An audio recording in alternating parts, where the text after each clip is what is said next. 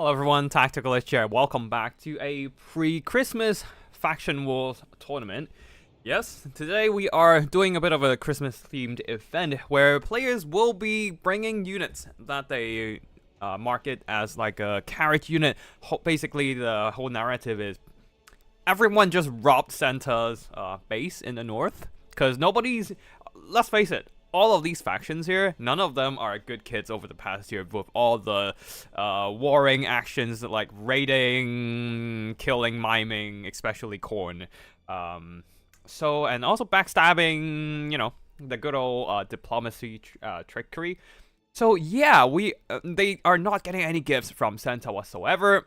And if you can't get gifts, I guess you just have to take it yourself. And these factions here, all of them just raided Santa's base in the north and just grabbed their own share of gifts. However, of course, having only your share is never enough. So these factions here are gonna go to war with each other, try to battle each other and intercept each other's gift carriage to grab the goodies away from their hostile factions. So basically, what players have to do is to designate one unit in the entire army as a carriage unit, which basically is the unit that holds all the gifts. Hold all the gifts in for their faction here. And if they lose that unit, whether it's being killed or it's just shattering, you will lose the game. That is in addition to the usual losing out in balance of power or losing out in terms of victory tickets. So yeah, we have one additional victory condition here in this tournament, which is protect your gift carriage at all cost. Now, over here in the first game, we have Wood Elves versus Warriors of Chaos. The Wood Elves here, they don't have any, like normally this so-called carriage unit is a bunch of it's usually some kind of war machine, a chariot or a tank or something like that. But actually not tank, but like some form of chariot holding that kind of gifts. But the Wood Elves don't have any of that, so their carriage unit is either Wild Riders or Sisters of the Thorn. And in this game, the Glade Lord Boraine here, playing as the Wood Elves, will be going with Sisters of the Thorn.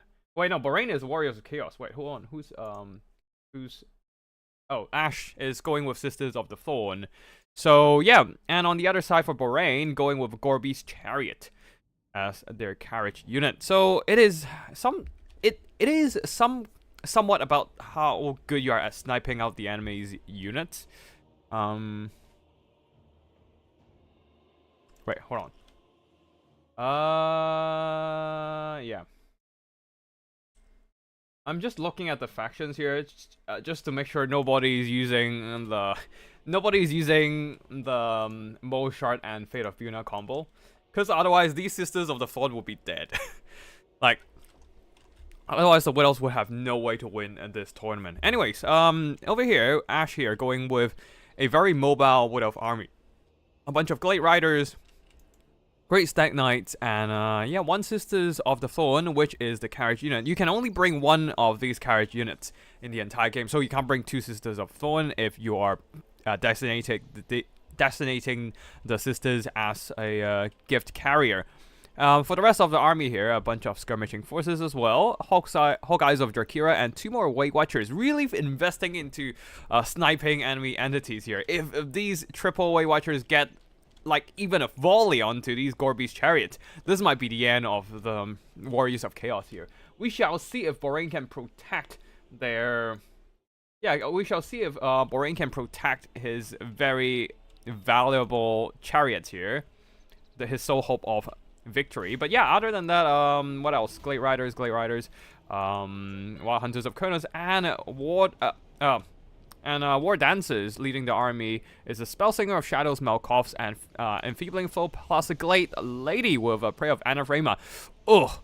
If the Gorby's Chariots got net down and got shot, it's the end. But of course, the Warriors of Chaos of Boraine is not gonna easily give them this chance. A front line of Marauder screening, and then a single Aspiring Champions and the Knights of Immolation pushing over, trying to drive back the Glade Lord. Melkoff's draining down the Chaos Knights of Change health already, and also they received some deadly firepower from those Way Watchers. Ugh, even with their bronze shield, they're still feeling the pain for sure. 2 more Chaos Knights of Change and the Gorby's Chariots as the carriage unit.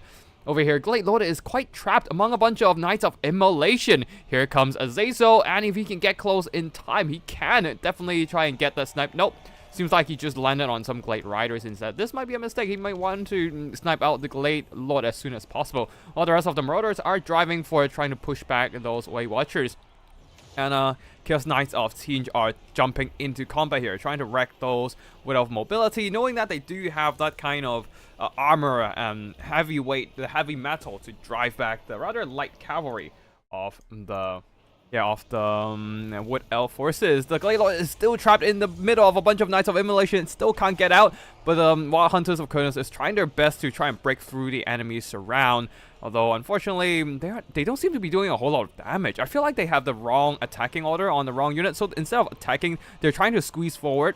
And as a result, throughout the process, they're taking a lot of damage in the meantime. Also, the Change shields are really good at blocking those damage. Now, other than that, let's see what's happening. The Gorby's Chariots have been held back, really protecting them at all costs. Sisters of the Fallen are being pressured now that without mobility, a lot of the Glade Riders are gone, while Hunters of Khorne are also on the verge of death, being stuck in a bunch of Marauders. And oh no, they're trying to go after the Chaos Knights, but that means they're trying to force pathing their way through the Marauders. Oh no, they're starting to attack the Marauders in front of them, doing a lot of damage, but they are almost dead, and this might be a fatal blow to the Wood Elf army here. Now on the far side there, Chaos Knights, who have been showered by Way Watcher fire, has took a pretty heavy beating, and they're trying to drive back some Glade Riders. Well, Azazel being stuck in the sky, he's not moving, and as a result exposed to a ton of Way Watcher fire. Now here comes the Knights of Immolation, who dropped a little bit of fire to burn down the enemy Dryads here. Now jumping onto those Knights of Immolation. Great stack Knights here, winning against the Chaos Knights of Change, but taking quite a bit of damage throughout the battle. Now coming back to try and save those Way Watchers, while the Way Watchers continues to pull back. Is this a Pavane of Slanesh? Yep, driving them into a rampage and forcing them to go into melee combat against some routed Marauders. Still not the worst for them, but that means they're also not shooting. And maybe the Chaos Knights can come over and finish them off. Knights of Immolation is still very busy trying to pressure those Way Watchers, but Grey Stack Knights are here surrounding them and delivering some devastating armor-piercing damage. Azazel getting good fight against the Spellsinger of Shadows here. Should be able to just run, do some good damage in the process, but he's taking some counter punches back. But yeah, anyways, over here, a little bit of a smoke bomb from the Hawkeyes of Drakira trying to extract themselves in from this combat, while more Glade Riders saturates in trying to pin down the Chaos Knights of Change here. Both sides are playing a very patient game with their carriage unit. The Gorby's Chariot did some charging into some thin out Way Watchers and wound up getting some minor kills against the Dryads as well. So yeah, both sides just trying to protect their carriage unit as much as possible. Oh, looks like Ash is going a little bit more aggressive with the Sisters of the Fallen here, trying to intercept those Aspiring Champions and quickly pull back before they take too much losses. As things are getting quite desperate for the Wood Elves, they're losing space to keep kiting now, so they need to delay the enemy advance as much as possible. And yeah. But at the same time, the Warriors of Chaos are also losing a lot of their mobility and melee power. A lot of these Marauder units have routed earlier, so they're a bit far from the front line. Can't really get into position fast enough to disrupt those Way Watchers and whatnot. Sisters of the Flood continues to cycle charge, while the Gorby's Chariot is at the back here, running through enemy War Dances and Dryads. Just really not wanting to risk taking more... really don't want to risk taking any damage from the Way Watcher, I suppose. Anyways, the Glade Lord is trying to challenge Azazel, who was quite weak already, with the HP dropping quite low, being shot by Way Watchers and whatnot. But looks like Azazel is in a bit of a pickle now. Chaos Knights of Change are trying to come over and help, but Azazel is completely surrounded. Does he have the damage resistance ability Temptator? Yep, he does have that, but I don't think it is turned on yet, so if he's taking full damage now. Sisters of the Fallen and Glade Lord are both here to try and pin him down and slay this Warriors of Chaos Lord. Oh no, a Pavane onto the Sisters of the Fallen. Their HP is dropping low. there's also no healing on this Wood Elf build. So if they lose, if they shatter, this is the end of the Wood Elves. Oh, I think this is the end of the Wood Elves, as the Sisters of the Thorn will be wrecked. Yeah, that is GG. As the Sisters of the Thorn here, very, quite an aggressive use of the Sisters over here with from Ash, but a very nice performance. But unfortunately, the kiting is just not enough here. Too much armor, too many bodies, too many shields from the Warriors of Chaos here, driving those mobility, slowly just grinding down those mobility through the sheer weight of attrition. And yeah.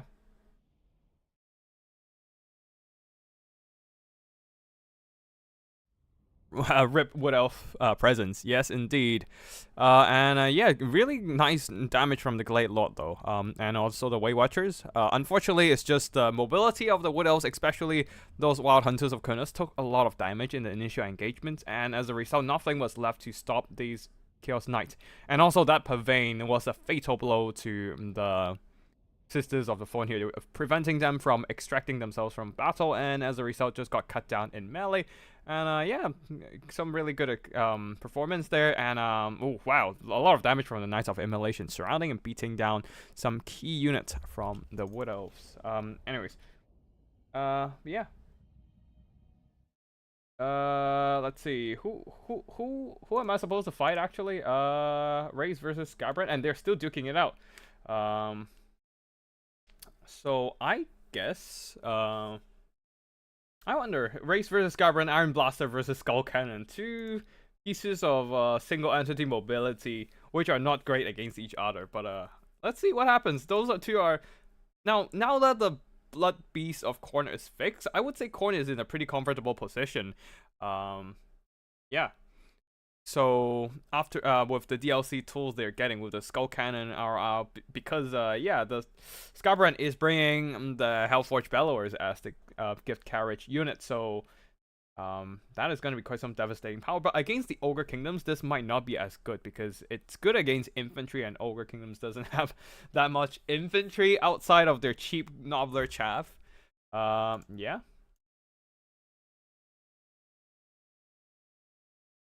So yeah, we'll see. Shit, I forgot to limit.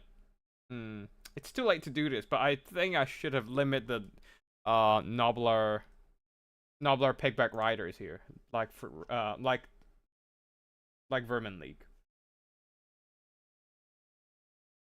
But yeah, we're still waiting on Race and Skybrand there, so I guess we can just hop in onto Seepa's lobby and see what happens here.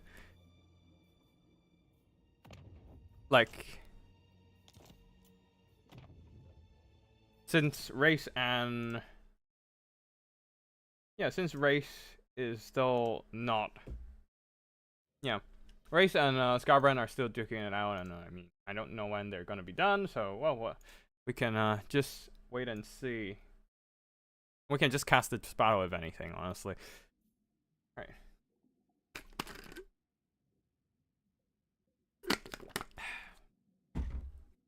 All right, Norsca versus Warriors of Chaos. Now, Norsca does have chariots, but they can also pick their war mammoths, which have some kind of altar, some kind of carriage basket on their back. So that, I basically think, hey, that stuff can hold the presence for sure. So yeah, that will be, so war mammoths will be available to the Norscans as a carriage unit. Oh, it looks like they forgot to change the map, but oh well, whatever. The maps honestly don't matter that much. I forgot to do a bit of self-promotion actually around. Everyone. Yeah, I should promote the stream a little bit.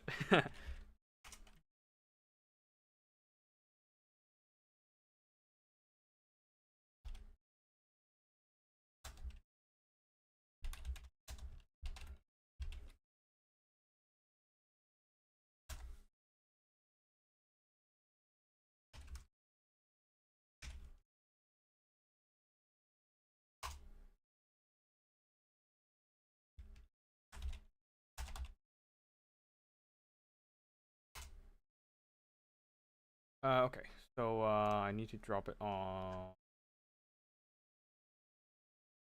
Hold on. I should drop it on Human Boy server as well to do a little bit of obligatory self-promotion and stuff. You know. All right. Oh shit. I'm supposed to go fight Scarbrand now. All right. Never mind. We'll just watch that battle in replace because I don't want to keep my opponent waiting. All right. Cool. Chris, let me just save the replay file as well. Widow versus the Warriors of Chaos. Alright, cool. We are supposed to be using the Engine of the Gods as our carriage unit, so yeah. We are playing Lizardmen, indeed. Now, I should go and find my opponent, actually, to fight.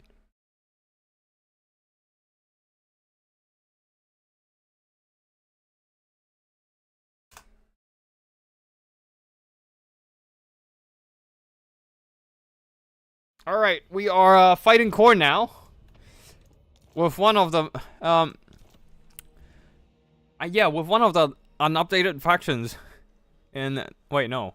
Yeah, we'd have Lizardmen didn't have any updates, so yeah. So we are going in with Lizardmen with Chariot of the Gods. They have the no, not Chariot of the Gods. Why am I saying Engine of the Gods? Engine of the Gods. Yeah. Engine of the Gods. We are ready to nuke some infantry line, but I'm really worried about enemy sniping power. So we might wanna just bring some strong melee combatants here. Let's bring Krogar and a Grimlock and see what happens, and hope he actually does okay here. I don't know. I'm worried about like a bunch of Bloodthirster jumping in and killing everything I have, which is gonna be an issue. Yeah. So yeah. What else? We need maybe perhaps a Skink Priest. And to deny the enemy from sniping, I guess we can probably bring Curse of Omra Air and yeah, basically trying to get some stat modifications here. And hopefully turn the tide in my favor. I have no freaking idea. I'm just trying things out.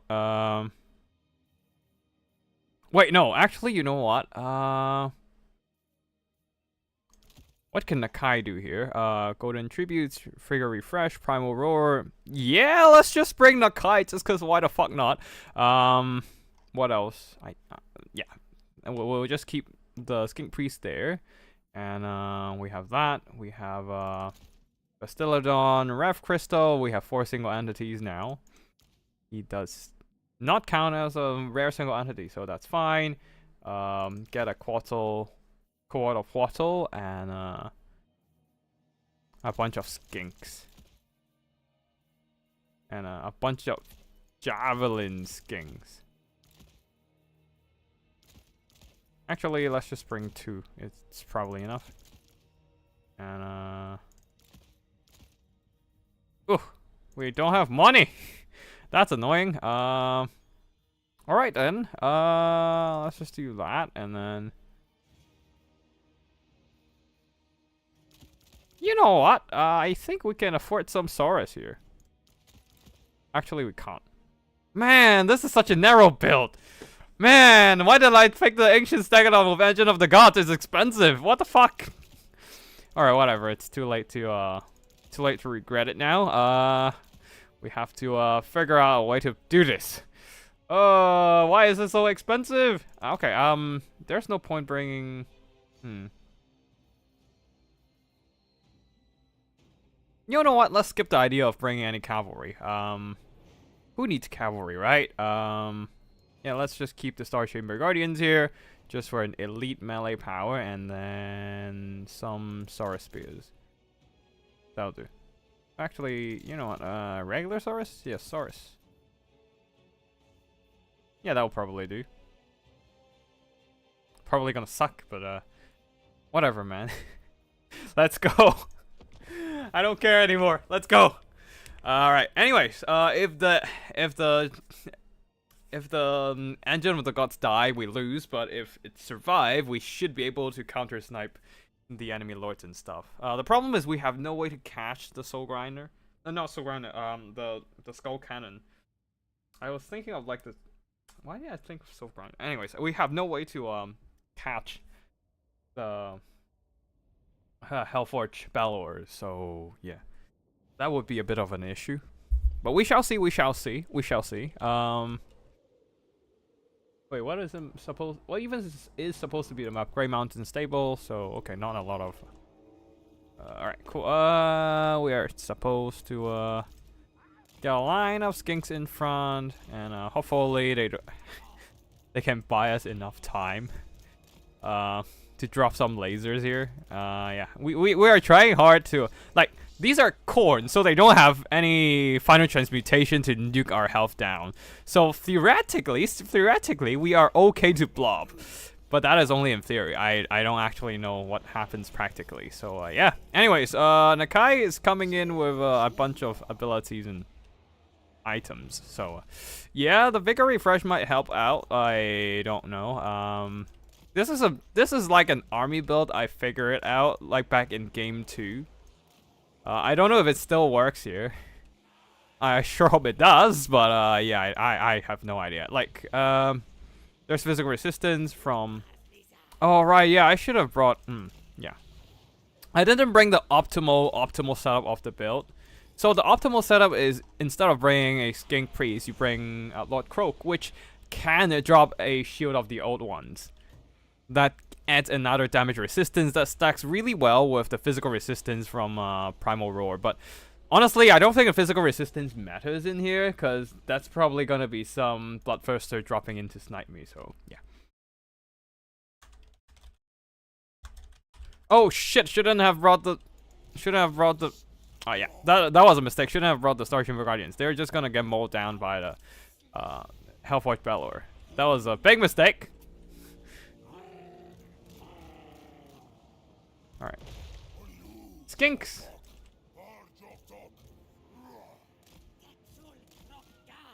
Oh god. Okay. Let's just walk over that way, and you guys.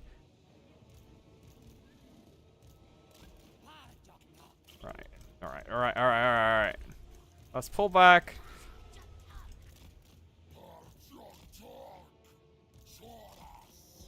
All right, throwing axes continues to shoot. I don't. Oh, so much damage. Oh, oh, I hate this thing.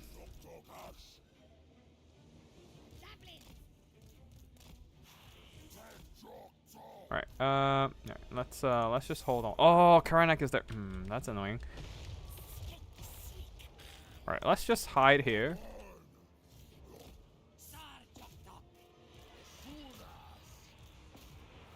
And then, I don't know, let's just send in the Engine of the Gods. We have 2 uses of that. So let's just drop that there.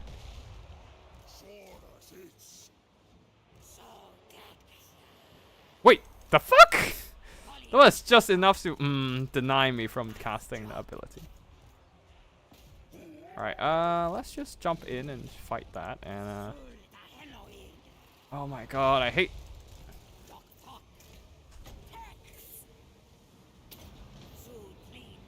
Karanak! I hate you! I can't even use my ability, damn it.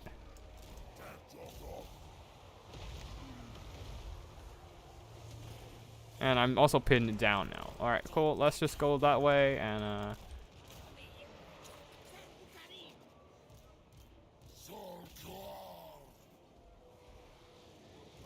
alright guys, since you don't really need that.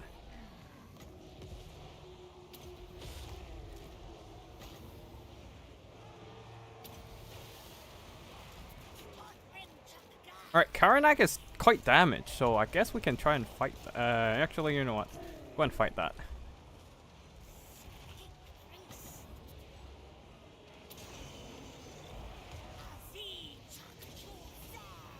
Alright, everyone, turn on your attack! I need you to beat the hell out of whatever's standing in front of you. Alright, we can't really... Wait, why are you silenced? What the fuck? You're definitely not... what? Alright, I can't use any abilities or items or anything. Let's just run this guy out so we can try to... Oh! Is it far enough? Yes, we are far... We got jumped far enough. Alright, cool. Shit. He's almost dead. Ah! The throwing axes! Ah! The Bloodweight Berserkers! No! I forgot about keeping my thing... Keeping them alive! No! No, stop doing this! Stop! No! Alright. He's not shattered yet, so there's still... And I forgot to use the heals. Not that it matters at this point. Oh, that was so dumb of me. I was just too busy fighting the fight and forgot to keep my... No! I lost. Alright. Yeah. There's no point in to keep going on, so yeah. And I only use a single heal. That was so dumb of me. I forgot I have healing on the field. No! Alright, anyways, that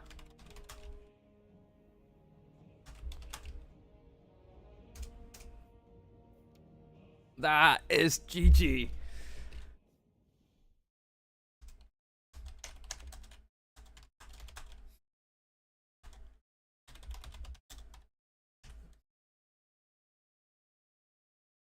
Alright, anyways, yeah.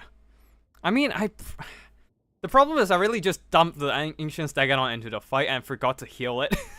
That was embarrassing throughout the whole time. And I still have 6 stacks of healing on the Ref Crystal. It could have kept the Ancient Stegadon alive. No, never mind. But yeah, I think I had, if I managed to use the heal, I had a chance of grinding it out. But the problem is just the Hellwitch Bellowers nuking the HP of all my infantry, and eventually it can just grind down and kite down my stuff.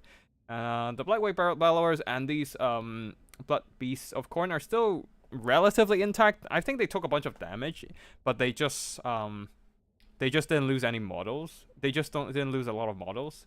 Throwing Axes did okay, and it's mostly the Bloodweight Berserkers getting us around onto the Ancient Stegadon and beating the hell out of it. It is a very dangerous unit. I should have paid more attention to them, if anything. And also, goddammit, I should have healed this Ancient Stegadon. But yeah, that is a GG from my opponent there, with Skulltaker taking the win. And yeah, it's gonna be finals, I think. Yeah. Sipa versus Garbrann. Skull Cannon Regiment of Renown Hellforge Bellowers versus the War Mammoth Regiment of Renown Soul Crusher. So yeah, this is gonna be a fun fight. 2 very melee-centric factions going up against each other. Let's just jump right in.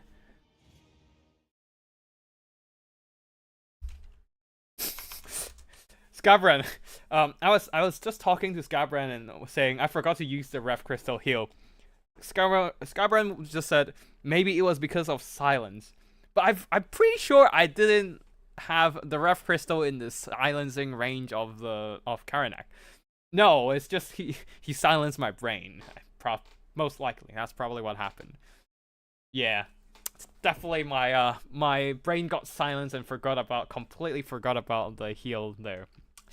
I don't think it would make too much of a difference because I don't really have a good way to protect the Ancient Stegadon. I think if I managed to use the healing, I would still have a decent chance to win instead of losing out so early. That was a painful loss. But yeah, it looks like players are pretty focusing on sniping out the carriage unit here. I wonder if I should actually make this into like a Swiss format, because I feel like this is going quite fast. Anyways, let's see what happens here.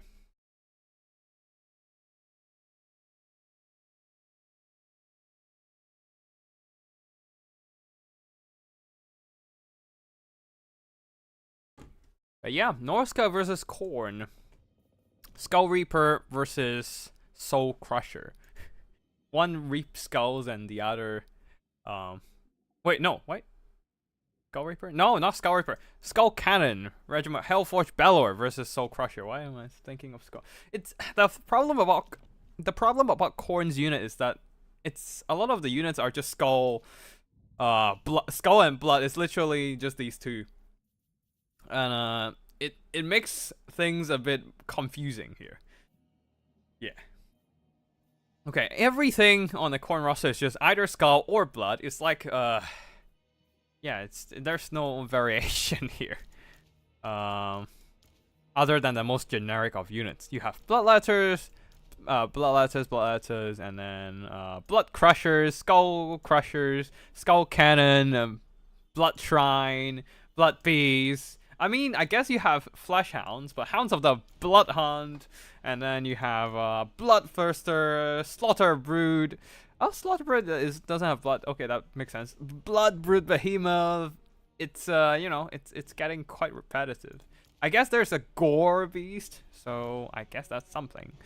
But yeah, everything is just blood and skulls. It's oh yeah, blood reaper. You know, I guess you have the Wrathmongers now, so there's a little bit more variation. But Scar Blood Wrath, goddammit. Valkia the Bloody. Yeah, Skull Taker himself and the Blood Speaker. It's like, come on, man, think of something else for your names. Not CA. GW. Games Workshop, G-dubs. Please give some variation. Anyways, we are just waiting for the players to get ready now, because Norsca seems to be done, and Khorne of Skarbrand here is still thinking. We chill. We wait.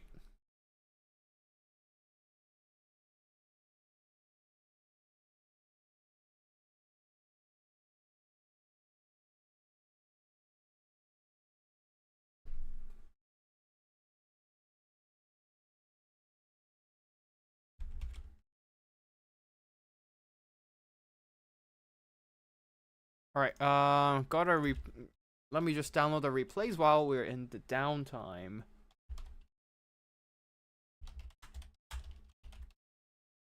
Now remember, this is a game where if you snipe out that one key unit, you will be able to win in this battle. So players might actually just forgo the traditional way of playing. Instead, they are just gonna go and snipe the enemy unit and just call it a day. So holy shit, this is fast. We're already in the finals and we only stream for like what, half an hour? Okay, this is progressing a lot faster than I thought. Oh boy. Oh boy. Yeah, anyways. We shall see here. It's probably because we don't have a lot of players joining today, and the games can be like ended early just by sniping out that one key unit.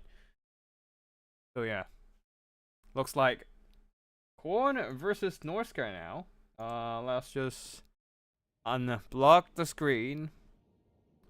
Wolfric the Wanderer here, getting quite a lot of Marauders actually. 4 Marauders, a bunch of Murder Horses, 3 regular ones and 2 Throwing Axes, 1 Beast of Tashner, 2 Ice Wolves and 2 Skin Wolves, plus the Soul Crusher Gift Carriage. And then leading the army is Wolfric the Wanderer. He cannot go on to a War Mammoth.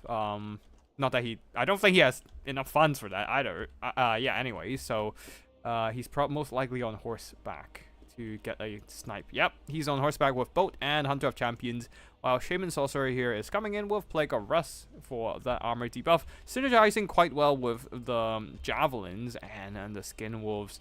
Now on the other side of the battlefield for Khorne, once again fielding the Bloodwake Berserker, one of the best unit, I think, in terms of just melee performance in the game right now, just being such a sheer elite presence on the battlefield. 73 attack, 61 defense, and 80 armor.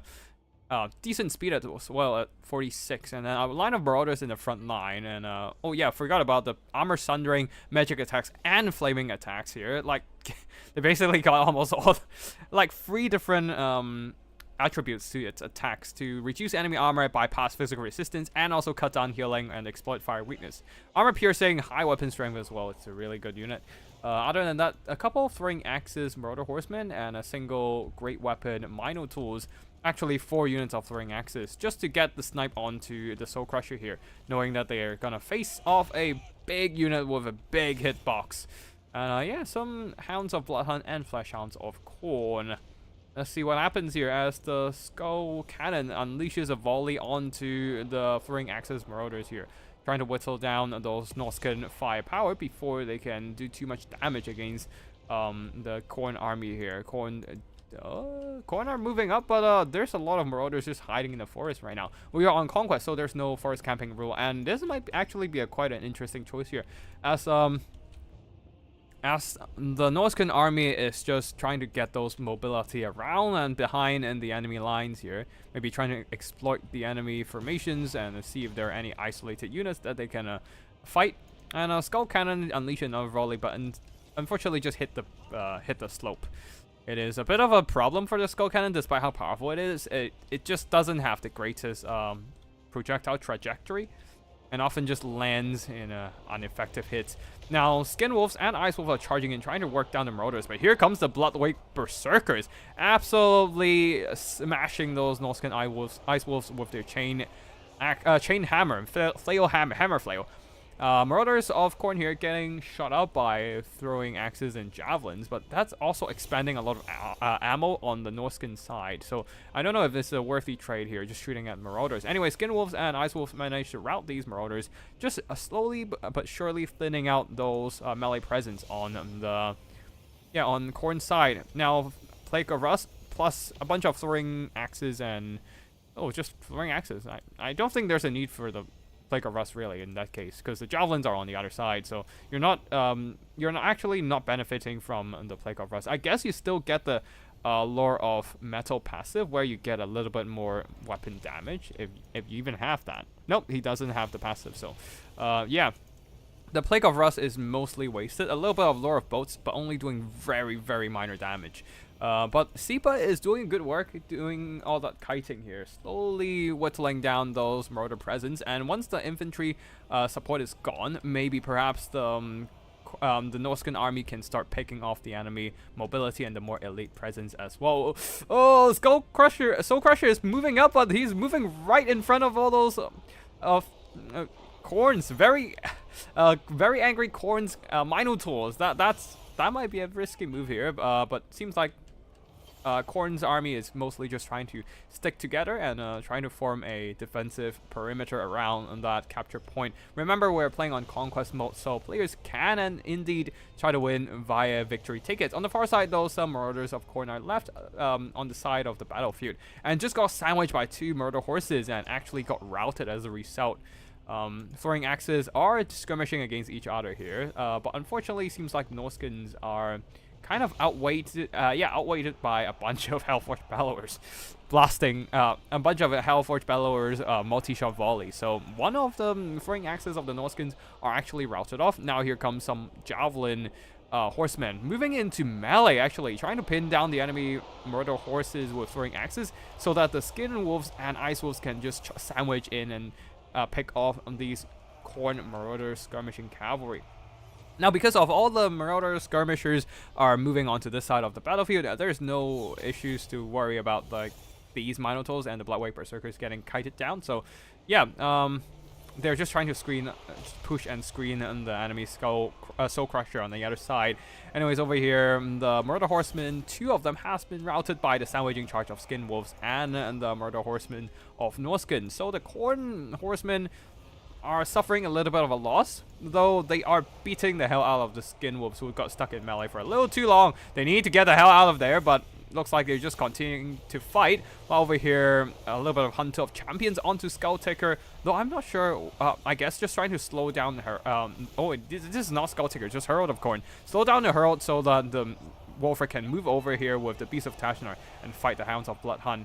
Things are still looking quite even, although slightly beneficial for the Norscans here. A Plague of Rust onto the Minotaurs, lowering their armor, though the Bloodweight Berserkers 125 attack. This is definitely the definition of overkill. You don't need that much stats to beat up some Marauders here. But anyway, Skin Wolves are charging into the rear of the Minotaurs, although the Plague of Rust just ended, so that was quite unfortunate. Not quite able to benefit from that armor reduction. Either way, the recharge is still good, especially there's a Soul Crusher rampaging through the enemy lines, just stomping on those normally rather big, but against a war mammoth, pretty damn small cows. On the far side there, it seems like the Khorne skirmish game is slowly being whittled down by the persistent micro of Sipa here. Both players are pretty good, but I think Sipa, definitely one of the best players in the multiplayer scene. I think he almost got like a worldwide champion. Like he was like second. He was a contender for like the worldwide champion on Human Boys event, I think. Yeah, it's been a while, so I don't quite remember that. But yeah, Sipa is a really good player. So it seems like Sipa's patient micro is outplaying the Khorne's melee prowess at this point. More and more Khorne units are being isolated and picked off as Sipa manages to rally a lot of his rather tattered mortar horses, and at this point it is just gonna be a I'm supposed to save it. Never mind. Yeah, but anyways, seems like Khorne will be throwing in the tower, knowing that without all the infantry and mobility presence, it is just only a matter of time before the rest of the Khorne forces are being psycho-charged to death by the Skin Wolves, by Wolfric, by the Soul Crusher itself. Especially without the throwing axes, you don't have a reliable way to take down the Soul Crusher in melee. And also don't forget about the Minotaurs being picked off earlier as well by the. Yeah, I'll do the I'll do the also save thing, but you know I have to go into the replay file, move my screen, move between folders and stuff. You know, it's extra effort. I don't wanna go through, but yeah, no, don't worry about it. I'm just gonna. I know you can do the renaming stuff, but yeah, sometimes I'm just lazy. But yeah, anyways, save that one. A really nice and patient kiting game from the Norscans here.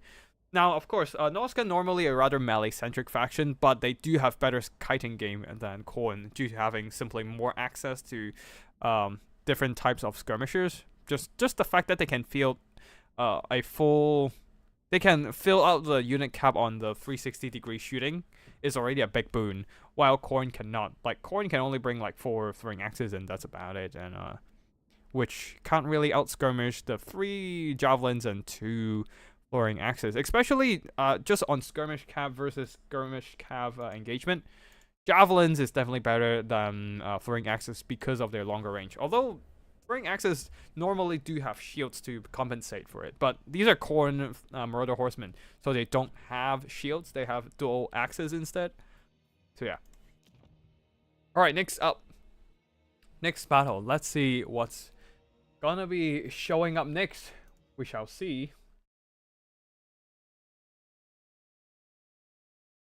Oh shit. I forgot to submit scores. Alright, let's wait a bit here. And yeah.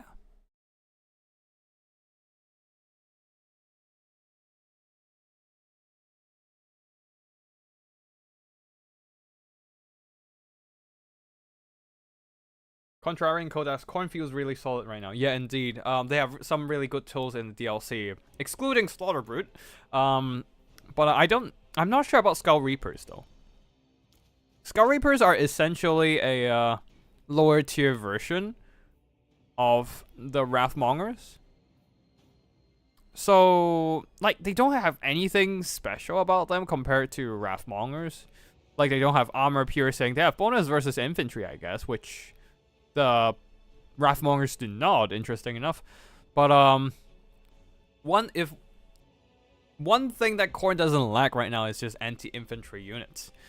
So I don't see how the Skull Reaper is gonna help in this case. It's kind of like a meh addition, just because Khorne doesn't really need extra anti-infantry anymore. But the Wrathmongers are really strong, from what I heard about them. Slaughter Guard also like just a solid Khorne halberd. Like an elite halberd, like super killy halberd if anything. So yeah, pretty strong. But most importantly, it's just the Hellforge Bellowers and Blood Beast being a great addition to the Khorne roster, I would say. I'm not sure about Arbol the Undefeated. I haven't really had the chance to use him a lot, so I can't say. But I heard he's good. I heard he's a really strong combatant. But yeah, I can't say it at all because, you know, I don't know. But yeah, anyways, we shall wait for the players to decide on their army. Seems like Norsca is ready. It's just Khorne that's still deciding. Are they gonna try and go for a army victory, or are they gonna try and snipe out the enemy's carriage unit? It's not an easy task. That is, after all, a war mammoth with over 10k HP. So that is a lot of HP to cut through.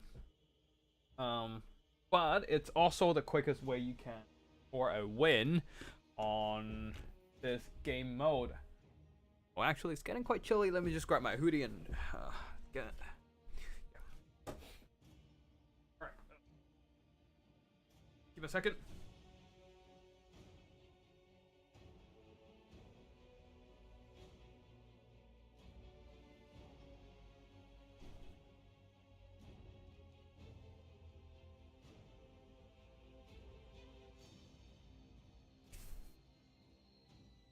Alright. I'm good. Alright, are we gonna see blood beasts over here as well? That would be interesting. Wait, hold on. What is...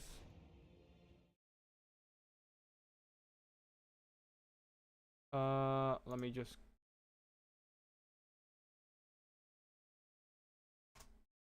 run on fruit rolls. Did fruit rolls update itself with the new units? Oh, you can bring 4 blood beasts in fruit rolls? Damn. This might be a bit overkill. Okay, anyways, we are seeing 4 blood beasts on the Khorne side with Skull Tigger leading the army and Scry... is that Scry Blood Wrath? I think that's Scry... No, Skyla and Fingrim. Skyla and Fingrim coming in as well. So, we have a lot of blood beasts, actually, when you think about it. But yeah, mostly he's just in with this kill for Khorne rampage ability. This might be quite useful in locking down the enemy in melee, and get them surrounded by blood beasts. Let's see what happens here. It is a rather simple army composition for Khorne here. A front line of Marauders of Khorne, 4 whole units of blood beasts, very strong damage dealer units, and led by Skyla and Fingrim, so another blood beast hero at this time, and then 2 units of throwing axes and 1 single Hellforge Bellowers leading the army. Skull Reaper with the Bloody Onslaught for that melee defense and armor reduction, Locust of Fury for additional damage, and yeah, Revel and Slaughter for melee buffs. On the other side, for the Norscans, devastating volley from the Hellforge Bellower here, chopping up some health of the Chaos Frost Dragon. Other than the Chaos Frost Dragon, Marauder Chieftain on a War Mammoth. Okay, there's a Soul Crusher here, and then a front line of Marauders, and 3 units of Norscan Ice Wolves, Murder Horsemen, and yeah, Murder Horsemen known overall. Now, the Chaos Frost Dragon is getting shot a bunch by throwing axes, so not a whole lot of damage. I mean, oh, actually, doing quite a lot of damage, actually, because also there's a fire damage on the Khorne throwing axes, exploiting that fire weakness, and Chaos Frost Dragon down to half health. The double mammoth is just stomping those Marauders in the front line. But here comes the sniping attempt from Skyla here. Just sending in those double blood beasts and Skyla and Skull Ticker, plus the Rampage and Bloody Onslaught, nuking down the melee defense of the Marauder Chieftain, surrounding it with a ton of damage dealing unit, down to half health already, and on top of that, more blood beasts are coming in. All 4 of the blood beasts are here. What the fuck? It's a blood beast slugfest at this point. Throwing axes are in range, so they can reach the Skull Crusher and whittle down their health with some Hellforge Bellower firepower to help out. But Norscan Ice Wolves are here to sandwich these units of Marauder Horsemen of Khorne, and just gonna chill them up in melee combat. Though the Marauder Horsemen managed to charge 1 Norscan Ice Wolves, so they might actually get out of there alive, just freeing up, unblocking one side of the flank here. And then the Blood Beasts are coming in. If the Murder Horsemen can hold a little longer, wait for the Blood Beasts to come in and chomp down those Ice Wolves, they might be just fine. One more Blood Beast still fight. No, that's Skylar and Fingram. Just duking it out against all the single it's literally surrounded by all the enemy single entities right now. The Double Mammoth, the Ice Dragon, and Skulltaker is in the fight too. Frost Dragon is almost down to the last quarter of HP. Now they're down to the last quarter of HP, taking a big hit from Skulltaker. Skulltaker. Though the throwing axes have been dealt with on the Khorne side, and now the Blood Beasts are in a dangerous situation. They are getting kited by those javelins here. They need to try and get that snipe against the Skull Crusher as soon as possible. Because right now, Skylar and Finger is getting absolutely dumpstered on by the double single entities. He did okay, I think. He's dead. I can't even check their stats. But yeah, looks like Khorne will be throwing in the towel once again, giving the victory to the Norscans here. The quad Blood Beast strategy is interesting, but against a kite-heavy army like the 4 Murder Horses and a bunch of mobility, this is a little bit too much here. And the Hellforge Bellower is just not. I don't think they're countering the right target here. If they were, Khorne really needed something to deal with those enemy skirmishing cavalry, but they just don't have them. They don't have hounds. They don't have furies, and as a result, they couldn't stop the Murder Horsemen from just whittling down the Blood Beasts and just shooting up those Murder Horsemen. Norscan kites too OP. Probably not. I think you just need. I mean, to be fair, if I fight against Norscan, against Sipa's Norsca, I probably would just get kited to death as well. But I feel like 4 Blood Beasts is too excessive. Maybe just bring 2 Blood Beasts and then get a bunch of Furies. Probably would work better. And Hounds probably would have worked better. I don't know. But yeah, also Skyla is just kind of sucks if I remember correctly. Both Khorne heroes kind of sucks here. Just because they don't really have double cannon. No, you can't bring double cannon. Wait. Did I limit Skull Cannon down to 1? I might not have. Yeah, I don't think I have limited Skull Cannon down to 1. I probably should have. Yeah. Double Skull Cannon. No, I wouldn't. Skull Cannon. I mean, 1 is great. 2. In this case, I'm not sure. It's like. Double Skull Cannon against Murder Horses. I don't think it's worth it. The Skull Cannon doesn't have the best accuracy. So against a moving target, it can and will miss. It will still hit occasionally and get some good damage done, but I don't think it's worth it. I feel like what you need to counter these kind of kite-heavy army is just a ton of Furies and Hounds. It's probably the best bet. Transmutation of Lead is good against Khorne since they usually need to commit to melee, and their melee defense is pretty awful. So you just reduce their damage output. Yeah, I feel like it's a great counter to the Blood Beast, if anything. Blood Beast excels at doing damage, but if you dampen that damage output, that means they don't have the damage to kill whatever in front of them, and that means they will get stuck in melee longer, and that means their light armor and low melee defense will cause them to take more damage throughout the battle. So yeah, Transmutation of Lead definitely sounds like a good idea. But yeah, GG to all the players here, and it seems like Sipa managed to secure all the Santa's gift here, defeating all the enemies' gift carriages and looting them dry, getting some really good damage with the mammoths here, and even the Ice Dragon, Frost Dragon. Other than that, not a whole lot of damage everywhere else. It's just that pitch engagement against all the Blood Beasts, and then duking it out against Skyla, and yeah, after that, with only the Blood Beast and just getting kited by a bunch of javelins, there's no hope for Khorne to take this one back. And yeah, Blood Beast will be the Khorne army will have to throw in the towel, giving Sipa the win. And yeah, congratulations to Sipa for the win. Now before we move on to the replay section of the stream, just want to mention that I will have to put this Wednesday tournament event on hold for the next couple months, I think. Yeah, so next week is Christmas, so everyone's gonna be hanging out with friends, family, and whatnot, so nobody's gonna be around to play, I don't think. And also I just have a bit of I've got a yeah, I've got some IRL stuff to attend to, so I couldn't host. And then the week after is it's the 1st of January, so probably it's the same thing. I mean, I can still see if people want to play on 1st of January, just for a new year, new 20 kind of thing. So we might be able to host something, but after that, I have some traveling to do, and it's just gonna be like, I just won't be in front of my PC for like a month or two. So yeah, no, so like visit family and stuff back home. So yeah, I won't be able to host any tournaments, I don't think, for the majority of January and half of February, and so we'll be going on a bit of a break for a bit until February, unless we can host some games on the 1st or the 15th. But yeah, anyways, yeah, so basically there won't be regular faction wars for the next 2 months, but I'm sure Human Boy will be hosting and also Tequila Sunset. I don't know if Tequila Sunset you're watching or not, but if you are, feel free to host stuff on Wednesday.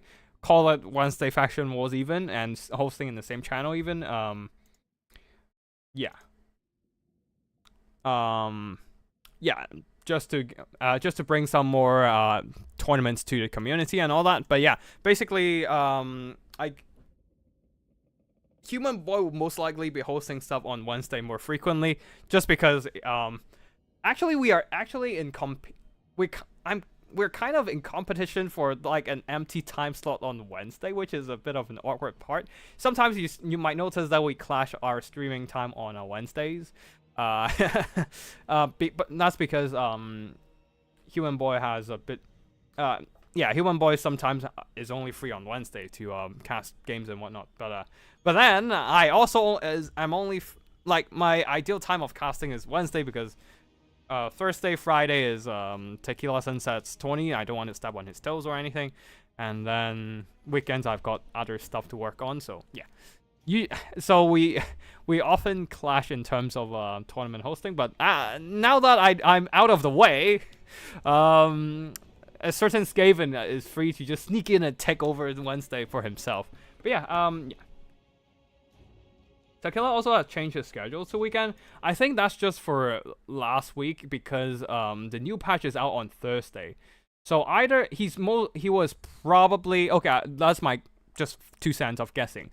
Either he was busy like grinding out like new patch content to just get those videos out ASAP, and maximize on the benefit he's getting from the interest on the new DLC, and because I don't think he has early access. So yeah, so and just try to get his channel to grow a bit more. And obviously that came out quite successful with his reports on the bugs and whatnot, and that was great. But what I think is he'll go back to hosting Thursday stuff. Or maybe not, actually. Okay, I guess there's no... Oh.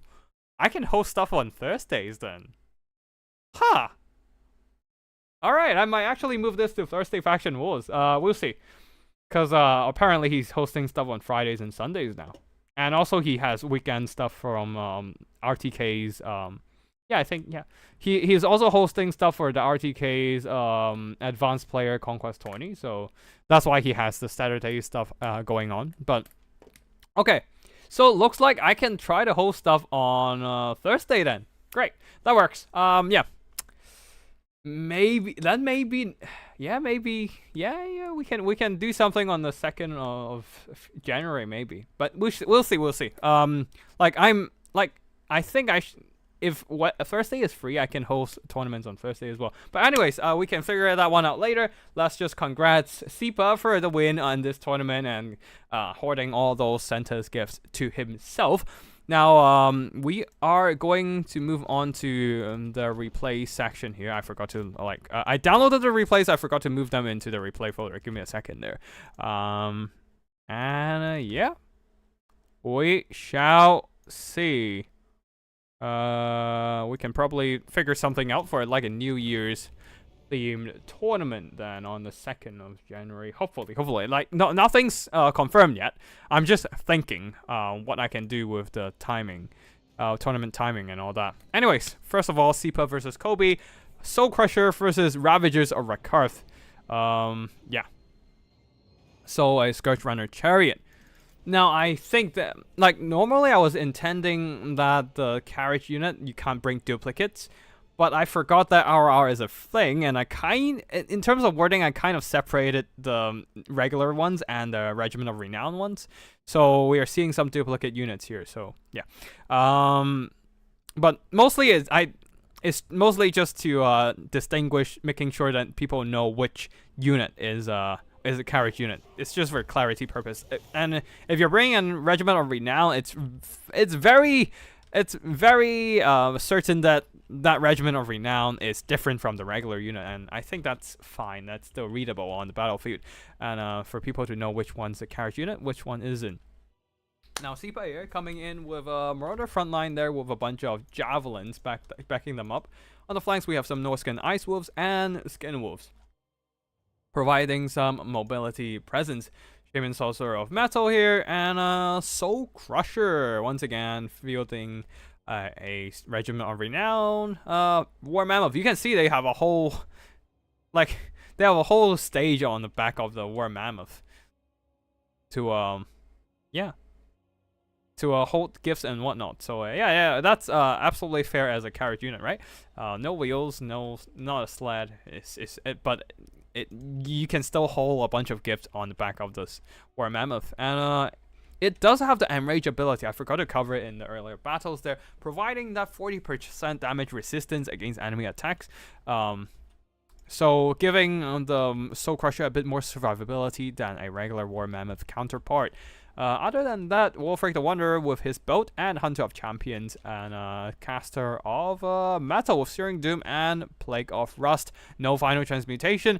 And on the other side of the battlefield for the Dark Elves, a bunch of Dark Riders with Repeater Crossbows, Khorne Knights, and a front line of Bleak Swords. Second line of Dread Spears flanking the Bolt Thrower, Reaper Bolt Thrower, and a single Dark Shard unit. Some Khorne Knights, and a unit of Scourge Runner Chariots, where are the Ravagers of Rakarth hiding in the trees here. You can't snipe enemies if you can't see them. Alright, anyways, leading the army is Malekith with Soul Stealer and Soul Stealer. Actually, Power of Darkness to get some extra magic. That's it for army builds now. Let's get the battle started. As the Norscans are pushing forward, let's fast forward a bit here. Mobility, the Ice Wolves are pushing up on the flanks here, jumping straight on to the Dark Riders. They're a little slow to retreat, and they got hit by the Ice Wolves, getting slowed down by the Frostbite effect. Oh, this is a fatal blow to... No, okay, never mind. I thought this was going to be a fatal blow, but I forgot there are some Khorne Knights nearby just to catch up. A nice Plague of Rust, an overcast Plague of Rust onto the Khorne Knights, and the Skin Wolves, Ice Wolves are all counter-charging. Without the armor to protect them, these Khorne Knights are just going to get dumpstered in melee combat by so many of these Norscan Wolves. On the far side there, the Scourge Runner Chariots are also being caught by the Ice Wolves and Skin Wolves. Quite a bit of mistake from Kobe so far, getting caught by all those Frostbite attacks. A little bit of Revel attack though, trying to avenge for the fallen Dark Elves here. And on the other side, the Khorne Knights are down to half health, not doing a whole lot of damage so far against the Skin Wolves, and pretty superficial damage. If anything, they can just heal it back up by regeneration. And the Khorne Knights are already routing. This is an overcast, so that is a minus 60 armor down to only 30 armor. They are quickly shredded by the Skin Wolves and Ice Wolves. Now another unit of Khorne Knights trying to help out in this fight with Dread Spears coming in as well, but they're in a bit over their head, exposing themselves to a bunch of Javelin fire, and the Soul Crusher itself just disregarding any risk of getting sniped out. Not that there's anything nearby to threaten it, so it just comes in and just stomps a bunch of raptors, and now moving on to the next target. Searing Doom onto the Bleak Swords, a little bit slow to react, actually not reacting at all, and will be taking a bunch of damage. Soul Stealer onto Wolfric, who does not have any healing, which is a nice call, but Malekith has dove into the back line here, trying to disrupt the enemy javelins. This is a heavy cost to pay if Malekith just got stuck here by a bunch of Skin Wolves and getting sniped out by Wolfric and Javelins. Oh, one Javelin shooting in and just taking a chunk of health out of Malekith, and a second unit of Javelin are also repositioning, ready to turn around and just shoot the hell out of Malekith. At the back there, the Dark Elves are being tied down by the Reaper Bolt. Dark Elves are being tied down by Marauders who are driving into the back line, surrounding the Dark Riders and Reaper Bolt Throwers. And Malekith is down to his 1/3 of HP, surrounded by anti-large skin wolves and being shot by javelins. It is just too much for this Witch King. And he will be fleeing back into the skies, and it seems like it is a very resounding victory for the Dark Elves here. Just driving back... no, not resounding victory for the Dark Elves. Resounding victory for the Norskins here. Driving back all those bleak swords and beating back any enemy mobility. Getting some really nice catches onto the skirmishers as well. The Skin Wolves are about to die. They're down to their last bit of HP, but they still can regenerate. And more importantly, the threats in the backline are gone. They're done with fighting Malekith.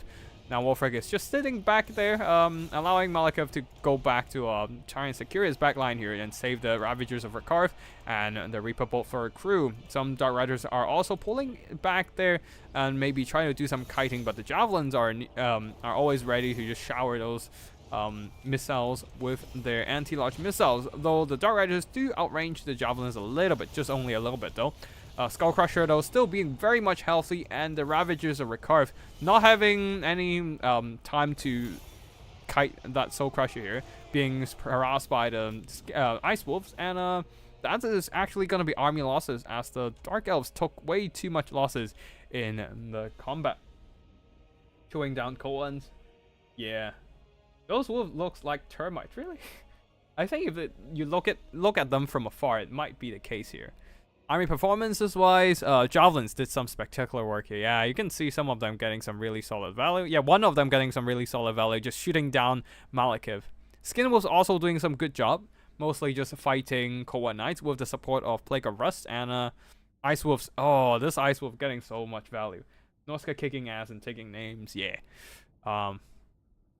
Taking gifts, more like, you know. Robbing the other present chariot, gift carriage, and hoarding the Christmas gifts for themselves.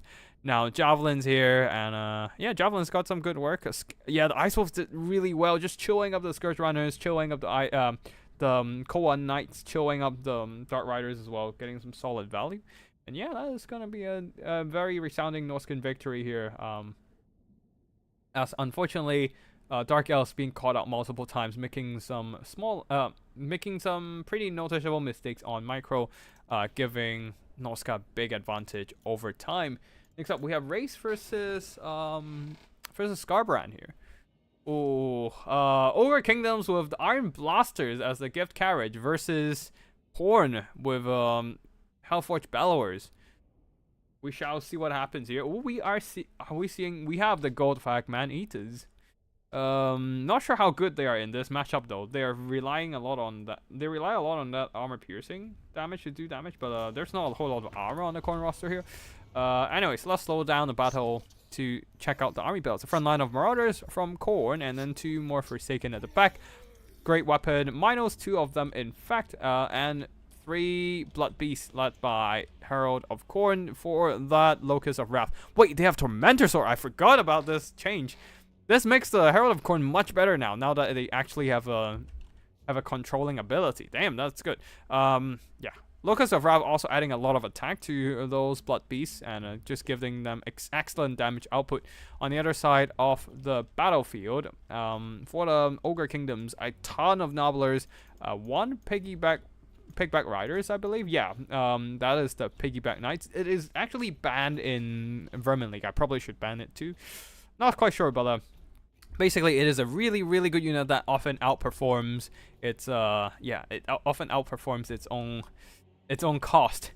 More like outperform its own cost by like a 100%, 120% or something like that. It's really good. It's just really good. Getting like double, maybe 2.5 times its own value often. Man-Eaters with great weapons at the back there. A bunch of Nobbler, Trappers, and a lot of firepower actually. Powder Guts and the Iron Blasters. Death, Sludge Master of Death with Spirit Leech and Aspect of Dread Knight to add terror to your own units and prevent them from routing away or just terrorizing the enemy targets. Both works. Anyways, Seems like the Iron Blaster is shooting at the Hellforge Bellowers, but mostly missing the target as the Hellforge Bellowers, it is quite a mobile piece of artillery and can actually dodge shots, while the Powder Guts are trying to shoot down the enemy formations with their Ogre Pistols. Though the Ogre Pistol doesn't have a whole lot of penetration, so against an infantry target, it might not be the best unit to shoot at. It still does a lot of damage, but it has no penetration. Probably better shooting at some bigger targets like the Minotaurs. Because the high missile strength is kind of overkill here.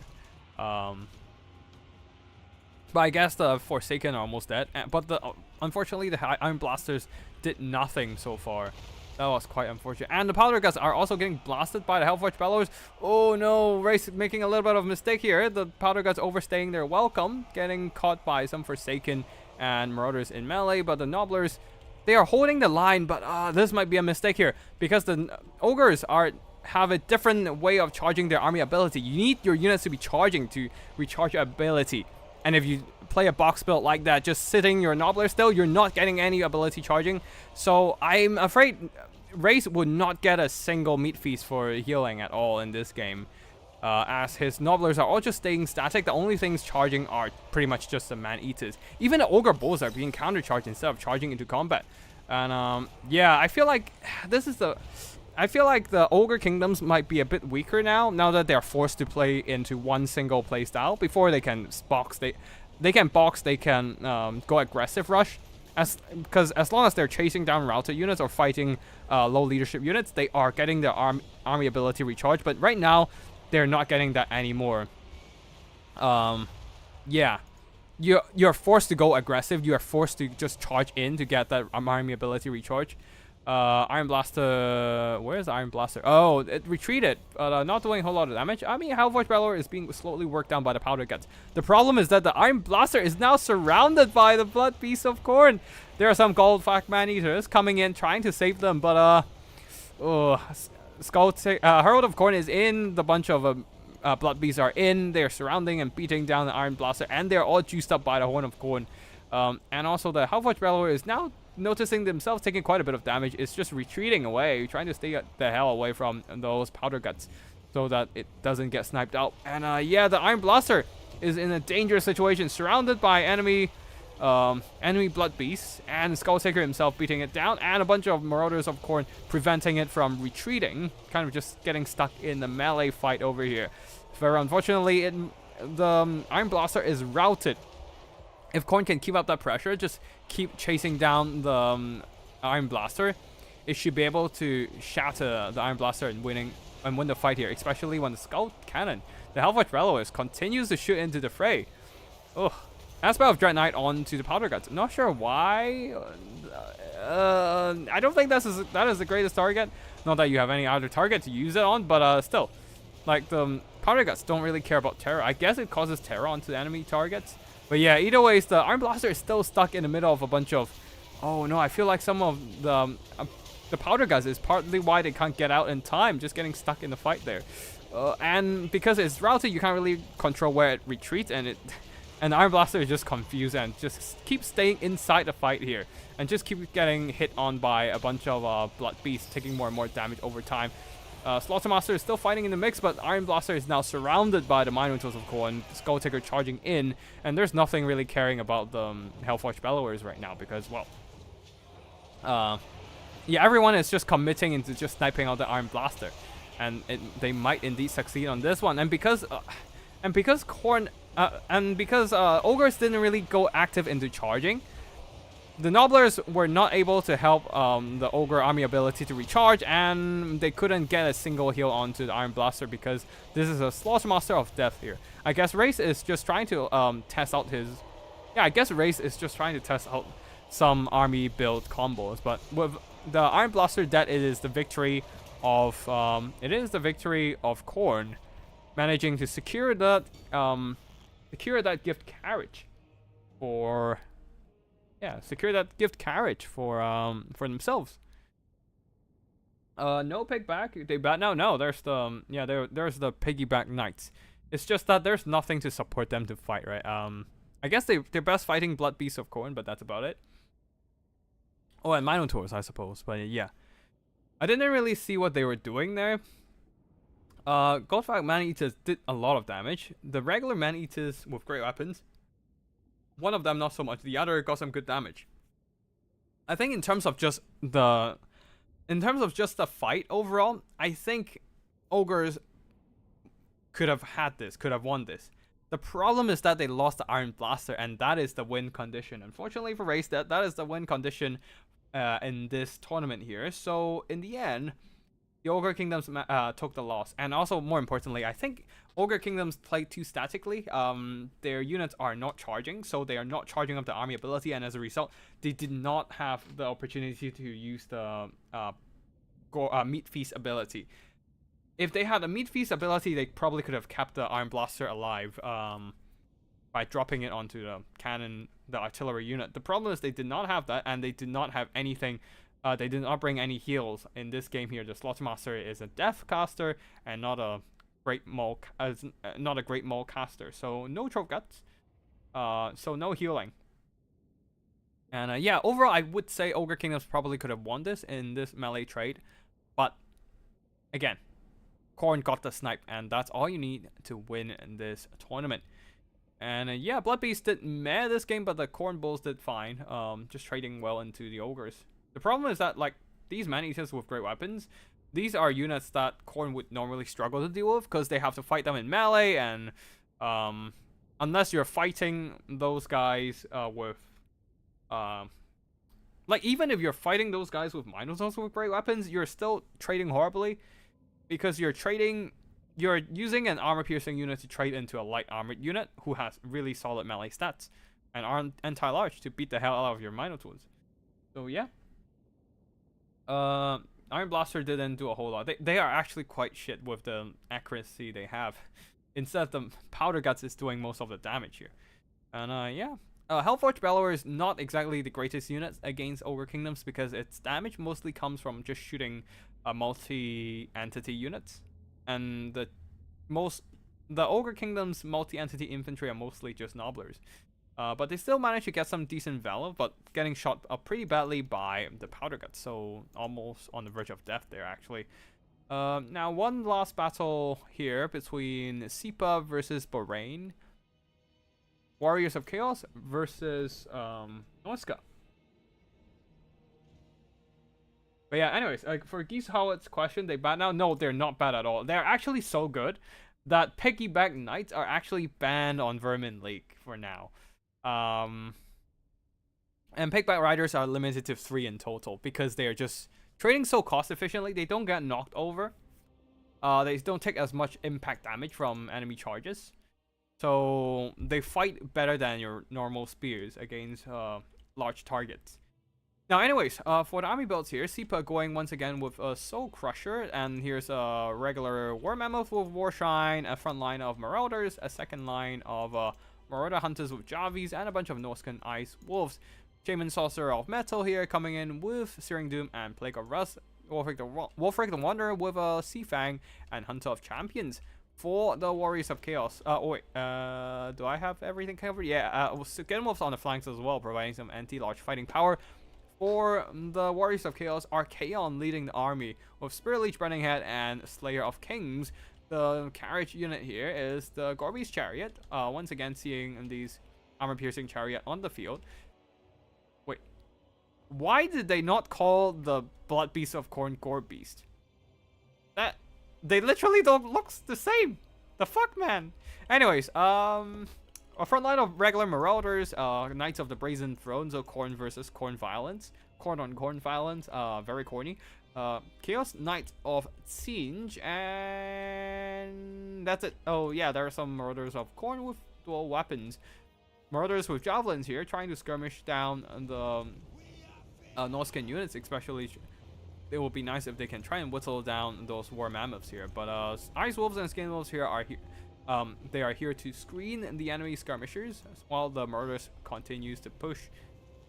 Now, Archaon the Everchosen might want to start Spirit Leeching either Archaon or the Soul Crusher, just to get some damage done, I feel like. But yeah, we shall see what happens as the double Mammoths are coming in to stomp down the Marauders of Khorne. The Tailor Mammoth here, the Soul Crusher, is receiving some javelin shots, but they do have quite a bit of armor, so tanking those hits for now. And also, oh, physical resistance charging up plus the missile resistance, just allowing it to slowly mitigate more and more of that missile damage from the javelins. But they are now being taken down quite a bit from the sheer number of javelins, and Knights of the Brazen Throne charging in. I feel like that was a bit of a mistake. Knights of the Brazen Throne wanted to charge into enemy infantry just to plow through the enemy formation with their increased mass and speed, but charging against large targets doesn't do a whole lot for what you're paying for. Marauder javelins and marauders over here are being burned by that burning head, but Warriors of Chaos Marauders are not holding up. Instead, the Norscan Marauders, because they have support from two hulking single entities here, the double mammoths, they're managing to they managed to basically crush the souls of all these Chaos Marauders. At the back there, Chaos Knights of Siege getting a little bit of a plague of rust here, fighting against Skin Wolves. They're going to take more damage. Marauders are flying in to help. Archaon is stuck right now in the middle of a bunch of Marauders, Wolfric, and a massive War Mammoth. Searing Doom at the back line and just thinning down the Chaos Knights of Siege. And seems like the Norskins are getting a little bit of a advantage right now. Gorbies are trying to charge down some enemy infantry, but they probably want to go and deal with the enemy javelins at the back there. But of course, they don't want to get overextend because Skin Wolves can always pin them down and kill them. So I guess they're just trying to fight near support, to fight near their own unit support right now. Knights of the Brazen Throne trying to surround and beat down Wolfric with a little bit of a spirit leeching help from Archaon himself. Javelins are still holding, and they should be able to go over to the War Mammoth and maybe whittle it down. But the problem is the javelins are here from the Marauder Hunters, who does have great anti-lock to whittle down the enemy skirmishers. Skin Wolves are also coming in to screen, and that might be GG for these Marauder Horsemen. They are stuck between a house and a bunch of Skin Wolves, so yep, they're not retreating out of there, and javelins are finishing off the other Marauder Horsemen as well. All that anti-large, high weapon strength, high missile strength shots are just gonna shred through those Marauder Horsemen. And Gorby's chariots here trying to plow through enemy infantry, but they're also being constantly hounded by Wolfric himself and a bunch of javelin shots. Yeah, the javelins are still firing in, and yeah, Knights of the Brazen Throne trying to run down enemy javelins, terrifying some of them. But the problem is that these Gorby's chariots here are getting surrounded in melee. No, actually, here are some siege knights to bail them out. The problem is that Wolfric and the double mammoths are just bullying Archaon. Too many big angry elephants are here. Archaon does not want to stay in this fight against the double mammoths. This is a little bit strong for Archaon to handle. Archaon is strong normally, but 2 units with over 20k HP remaining in total. And Archaon only have less than 2k HP. Yeah, no, there's no way he can cut through 10 times his HP like that, man. No way. And yeah, that is probably going to be GG. Gorby's chariots managed to get out alive though, so they're still holding on around. But yeah. Archaon once again getting bogged down by some Skin Wolves, doing some minor damage to the War Shrine Mammoth over, previously. And now Wolfric is in. Is there a Hunter of Champions? No, but either ways, that is still enough weapon strength from Wolfric and the Skin Wolves to slowly but surely work down Archaon. Despite having Slayer of Kings on, there is no melee stats modifier on Archaon's side to help his hit chance. And that is going to be army losses, and that is going to be GG. That is going to be victory for Norsca. And SIPA, after this game, went on into the finals, and as a result, managed to secure a win as well in the best of 3, hoarding all the Santa's gifts to himself. GG to everyone. I hope you all enjoy this tournament here. I might actually go to ranked multiplayer to just get some games with Khorne, because I want to try out the Blood Beast, and I didn't really have a chance to do so. Yeah, might actually do some, because we're still early here. I think we only had streamed for like an hour or so, an hour and a half probably, an hour and 25 minutes roughly. So we still have some time. Yeah, I think I'll get 1 or 2 more games on the ladder, or if you guys want to get some games, feel free to just ping me or something. But yeah, that is gonna be. I heard they were fine, not bad, not good. No, they with the right support, they are really freaking good. There was a game I played against Stav during the early days of early access. if you check, I think you can find it among his videos. It was like an ogres versus Bretonia battle, where the nobblers with the right melee stat support, they can get like 2.5 times their value, trading into large elite targets. And also you should check out Tequila since that's a channel as well. He talked about why nobblers can overperform. Overperform their price class, their price tier, because they don't get knocked over. CA did not make any knockover animation for the nobblers, so yeah. Normal spears and infantry size units, they get knocked over, they fall down and just get they are rendered ineffective for a while. Nobblers, they don't fall over, they don't get knocked over, they just keep charging, and also they have really solid charge bonus for nobblers, and then they basically have a Walmart version, they have a discounted version of martial prowess, which as long as they're above 50% HP, they have 12 more leadership and 8 more melee defense, making them even better at holding in melee. So yeah, there's a lot of stuff to make Nobbler Pigback Riders good, and they definitely overperform at their price point. Anyways, for this battle here, we can see some very solid damage performance from the Murder Hunters with javelins. They're shredding through the enemy Gore Beast, Chariots, the Chaos Knight, and the Murder Horsemen as well. The double Mammoths, absolutely stomping the hell out of the Warriors of Chaos Infantry, and even the cavalry took quite a bit of damage from the beating as well. Skinwolves did fine with the help of the Plague of Rust, mitigating the enemy armor, allowing their anti-large weapon strength, which are mostly non-armor piercing, to shine through. Warfric did okay, yeah. That is gonna be it for the games here.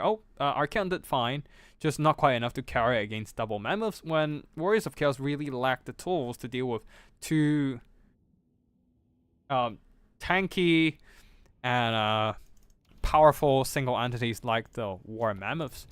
Yeah, let's just go on to ranked matchmaking and get some multiplayer games. And I want to try out some Khorne Blood Beasts, so we shall see what happens here. But yeah, that shall be it. All right, fun match. Let's see what happens. Even Spaniard.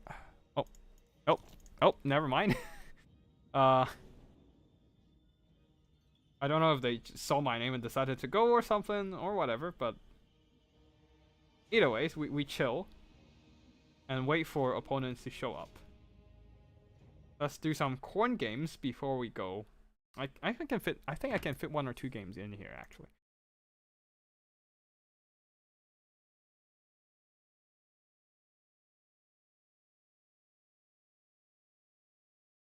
All right, cool. XMT von Karstein. I don't think I've seen this player before. Anyway, so let's just go Khorne. Let's just lock in and get ready. Oh. Khorne versus Norsca. Okay. Let's try. Let's try Skull Ticker. Skull Ticker seems to be really good, actually. Human Boy actually shat on him for quite a bit, but I really like this ability, the Slayer Sword, that weaken enemy, which is really nice. I don't know if I want to use this. Now just get a couple Blood Beasts and then a ton of Furies. That and then Furies, Marauders, and what else do I need? Didn't recall seeing that XMT member before and test it is an allies. Might be. It might be. Honestly, can't say for sure, but anyways, Furies. I probably need some dogs. Yeah. Yeah, let's just get some Flesh Hounds and a couple of Furies. Actually, let's just get 4 Furies, whatever, man. And maybe cut out 1 or 2 ability here. You just turn off. We might need this actually. Yeah, let's just keep that on and Wait. Skulltaker feels viable now. He was definitely overcosted at initial release. Oh, okay. I didn't really use Skulltaker in the initial release, so I don't really know. I would love to have a bit more time to play with the initial release. The problem is that we only had like 1 week of early access, pretty much. 1 week and a bit more, 1 week and a half, roughly. So we weren't quite able. I weren't quite able to really try out weren't quite really able to try out all the units here in early access in the short time. I wish we had a little bit longer of early access. Like we have a little bit earlier early access, although we have a little more time to explore the units or something. But of course, I feel like that's also not quite fair to the people without early access. So I'm a bit in the middle there. I'm not sure what to which side to lean on. But yeah, anyways, like on a very personal angle, I wish we had a little bit more early access time, but for the benefit of the greater good, it's probably better this way, actually.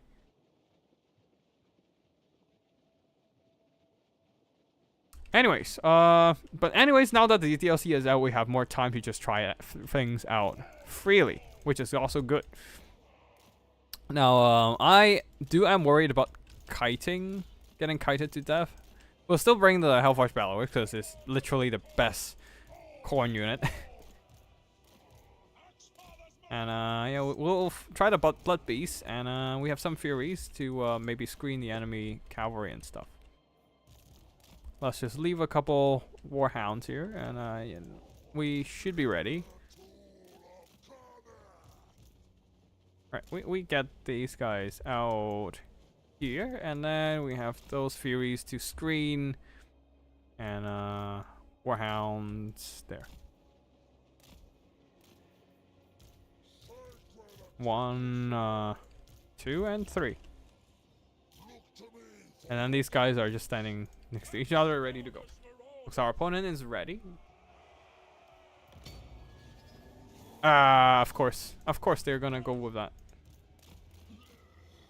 Are these murder horsemen? Okay, let's just send those warhounds out. Ah, fuck, are you already fire? Okay, at least you did some damage, so that's okay. And there's the war mammoth. Alright, come over and shoot the warhounds. I don't really care. What the fuck, skull cannon? Alright, you still did some damage, I guess, so that's good. Oh, that's a lot of skin wolves. That's a familiar. I don't want to care. I don't want to shoot that, so we shoot that.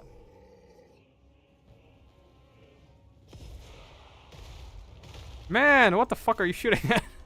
That's the only thing I have against the skull cannon. It just doesn't hit for some reason. Alright, we pull back, and then we maybe send these guys in.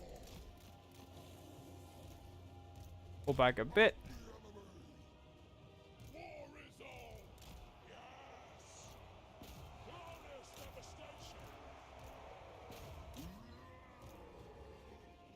We pull back, and then we send those Furies over, and maybe start harassing them. Alright. Try and beat the hell out of that, pull them back, pull them back, pull.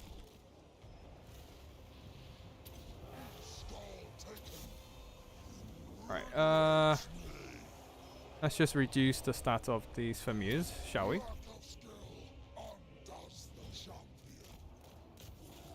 Alright, while they're busy fighting those there, we can... Alright, we pull them back there and start shooting at the skin wolves.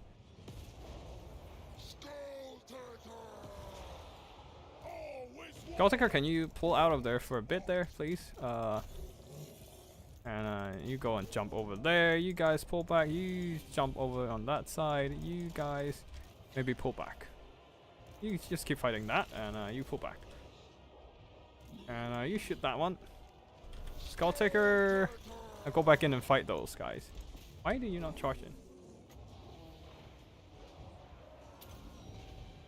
Alright, yeah. Keep shooting those.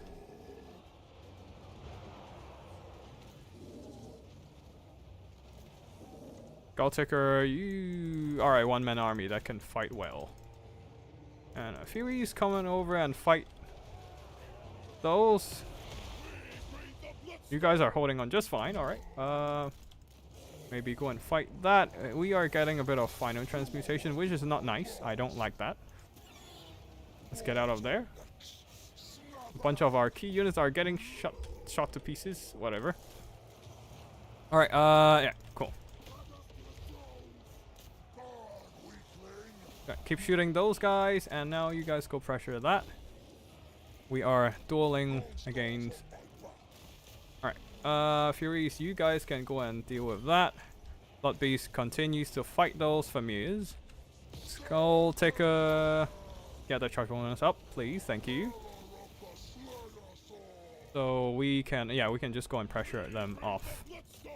While we bring those units over, and we are almost beating the hell out of, yeah, we're almost beating Wolfric. We're getting some good hits in, nice. Yeah, I think we got this one, I think, maybe. Oh yeah, these guys are off. Off you go then.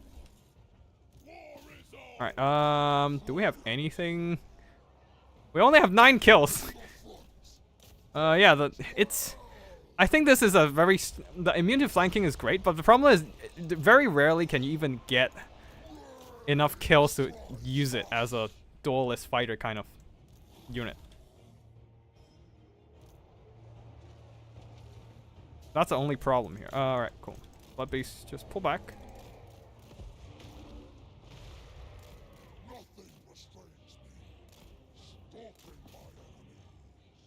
Oh shit, actually, we are losing a lot here. A lot of units that we forgot to bring back are kind of... Suddenly everything's dying, which is not great. And Skull Ticker is also getting... Yeah, you go in there, and you go and charge them. Skull Ticker, run! Survive! Get out of there! Alright. We finish off those. Shoot that.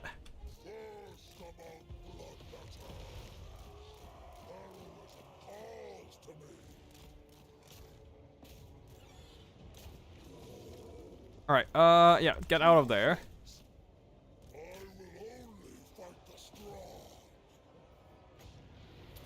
Alright, you guys keep fighting that good fight. Come over here. You turn that on. I need you activate everything you have and give it all you've got. Never mind. Out of there. Out of there. You can't fight that. You can't take that fight. Run. Run. Run. That was a waste. Alright. Get out of there. We really can't stay in that fight.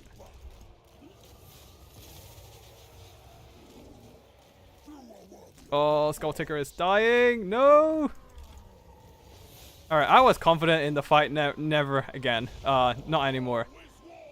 Never say I'm confident in something. That's how you lose it out. That was... Skull Ticker died. And we can't even kill Wolfric. If we killed Wolfric earlier, that might have changed things a bit. But yeah, it's too late to think about that now. Everything's falling apart.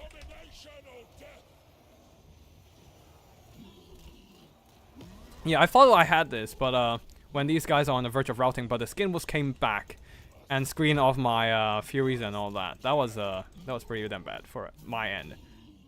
And then these Murder Horsemen just stayed on and shoot my stuff to death.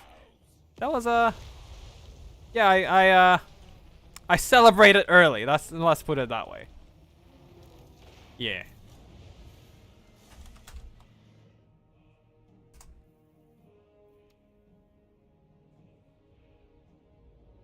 Yeah, I feel like the immunity to flanking ability is not great.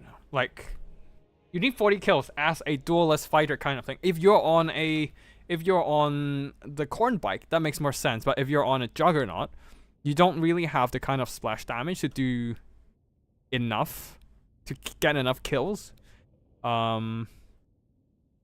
Yeah, throughout the fight. So yeah, you don't have the collision on the Juggernaut to get enough kills. So probably if I'm going, probably the optimal setup for Skull Ticker is probably just don't bring the Cloak of Skull, which is ironically his like most notable item.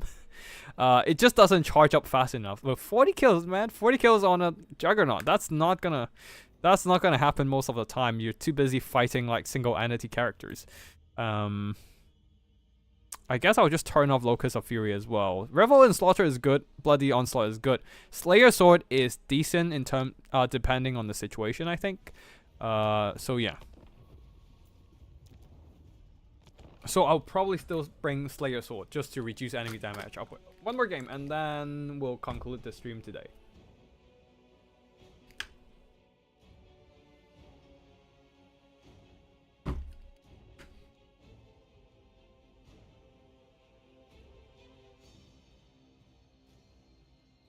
Alright, yeah.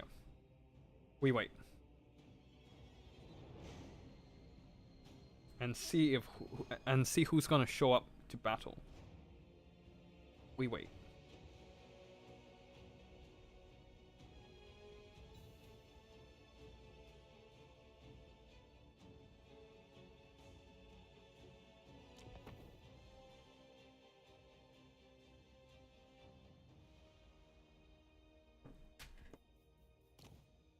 Alright, let's once again Khorne to the battlefield. This time let's try Arbol. Yeah, let's try that. I just hope we don't get Spirit Leech to the death. That would be awkward.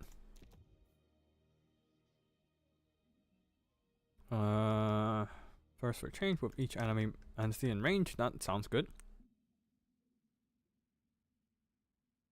Eye of Khorne, which is a Chaos Spawn summon. Fury of... Ooh. Oh wait, no, you can't move yourself. So he's kind of a blob fighter. He fight blobs and stuff. Let's just bring everything on him and see what happens, whatever. Against Beastmen. Probably Max Furies and Hounds, actually. Probably that's the best bet, actually. Ironically.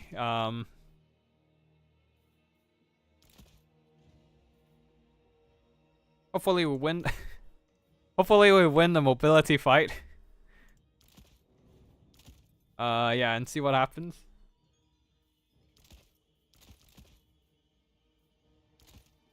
Okay, let's be a little bit more serious here.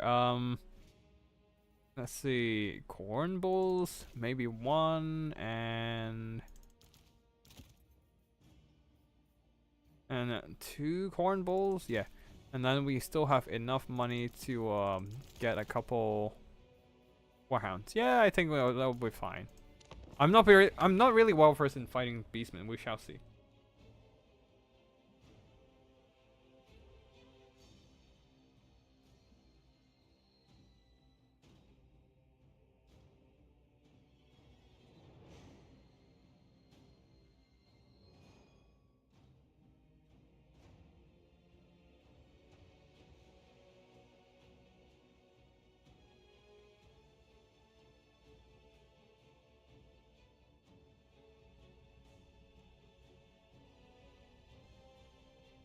Alright, we shall wait to load in.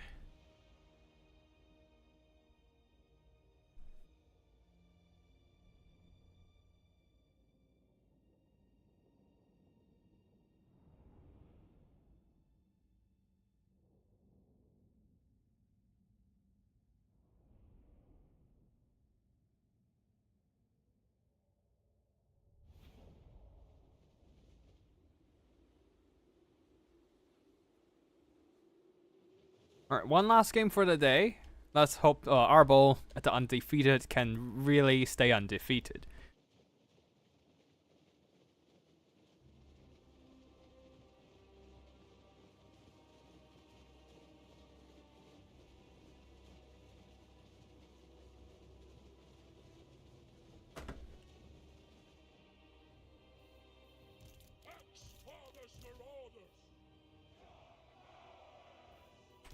Khorne's greatest warrior! Alright, let's just move these Marauders of Khorne, pull them slightly back just because they don't have shields and are more like berserkers than anything. We are on land battles. Oof. Let's hope we are against an honorable opponent. I don't know. I have not faced this person at all before, even though I did. Yeah, I don't remember that name anywhere else, so I probably haven't fought them before. Abold and defeated. He has Vanguard deployment. Interesting.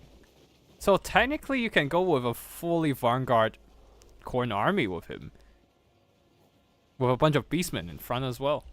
All right. Anyways, we have the chaos spawn thingy. As long as we kill a unit, down to 20% HP, we can use that to drop a chaos spawn and turn.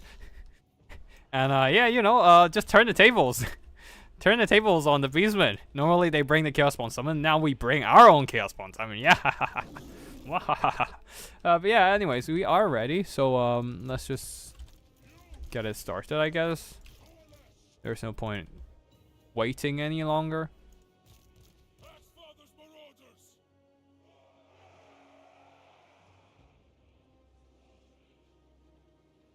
Actually, let's pull Arbo back. There's nothing to Vanguard forward deploy with him. Yeah, that should be fine. Oh man, I should have just brought a bunch of Khorne Gores instead of the Minos. At least the Khorne Gores aren't that vulnerable. Like, they don't care about skirmish fire as much as Minotaurs, as much as Khorne Bulls. We shall see what happens here. Let's hope it's a quick rush battle.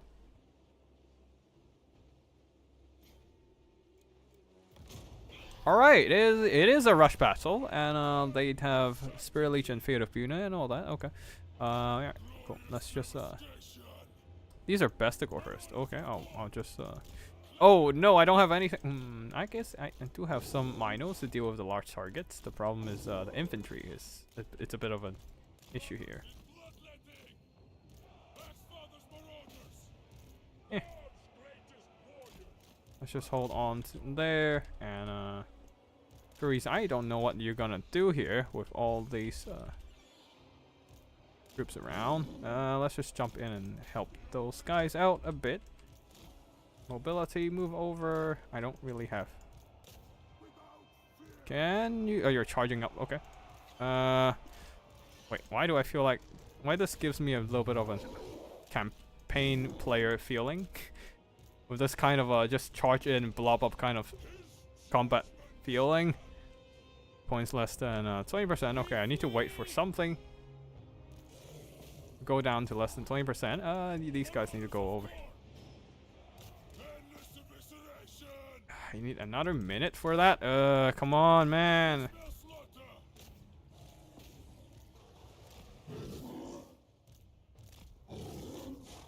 Alright, another minute? Come on. I mean, I don't really have much else to do here. I was expecting to deal with a kite bill. I'm not dealing with a kite bill. Arbo, why are you? Oh, you're in the middle of Khorne Gores. Okay, that makes sense why you're dying so fast. That was my mistake here. Yep. Just run there. Run. We go and kill that Bloodbrood Behemoth, and then we can probably free up some troops to help out the front line or whatnot. Alright, go and fight that. We maybe send up some Furies over to fight. Alright, yeah. We can go in and get some explosions out, I suppose. We need to get inside the middle of the enemy front line, though. That's the only problem. Okay, we need to really get in there. Alright, Minotaurs come back over here, and you can jump in over that side.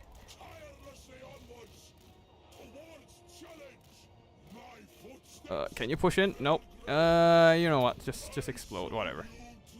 What does it do? It does very minimal damage, but I guess... Nope, still not enough damage. Need a little bit more damage. Let's just charge those guys. Come on! Something! Get damage enough so I can call in the chaos spawn or something. I need that. All right. You know what? Hounds just keep chasing that, and you guys can come back and help. Arbol, yeah, you go and. Oh, Arbol, you can come over here and maybe summon a chaos spawn with these guys actually.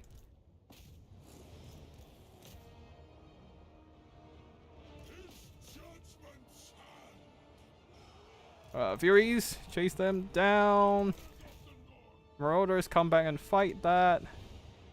And there we go. Alright. You guys can go and fight those guys.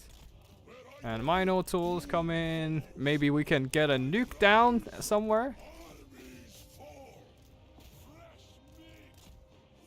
Alright, we got the Bloodbrood Behemoth, so that's done for. We don't have to figure that out anymore. Hounds, pull back.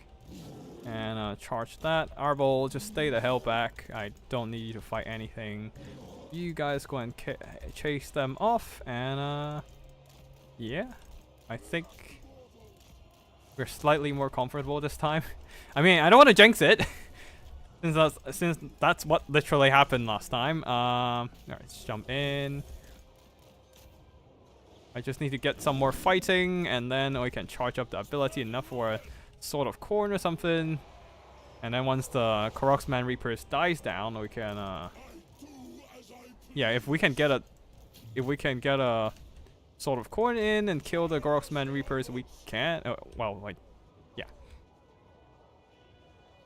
We can probably just surround and beat up Taurox here.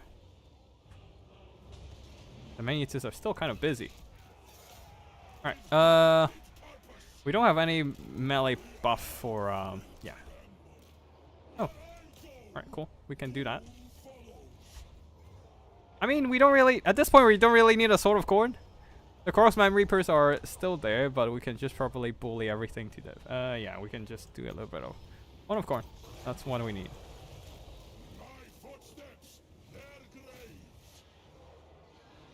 Alright, let's just run. Yeah, we're done. I think we're done. Yeah, that's fine. Whew, alright. Arbol! Yeah, definitely shouldn't have thrown him into the fight that early. Like, he just got stuck in a bunch of halberds and got cut down. If I played him a bit more conservatively, he probably can be a lot healthier to just spam those explosions. But I don't feel like, I don't know. I don't feel like he's that impactful. He has some nice explosion abilities to kill things, but...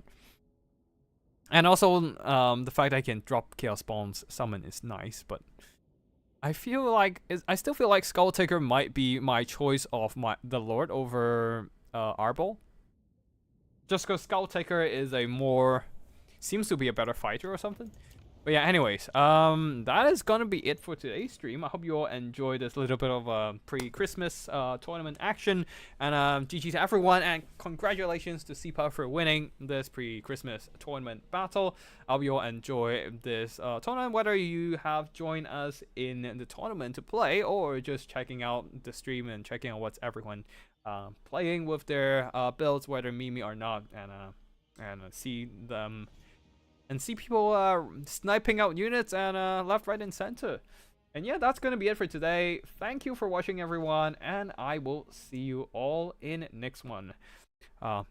Which I personally am not sure when, due to the fact that I'll be taking a bit of a break once we are in 2025. I will still be uploading videos regularly. Just that I won't be streaming every week. But yeah, let's see what happens there. And that's gonna be it for now. Thank you for watching, and I will see you all in the next one. Tactical signing out.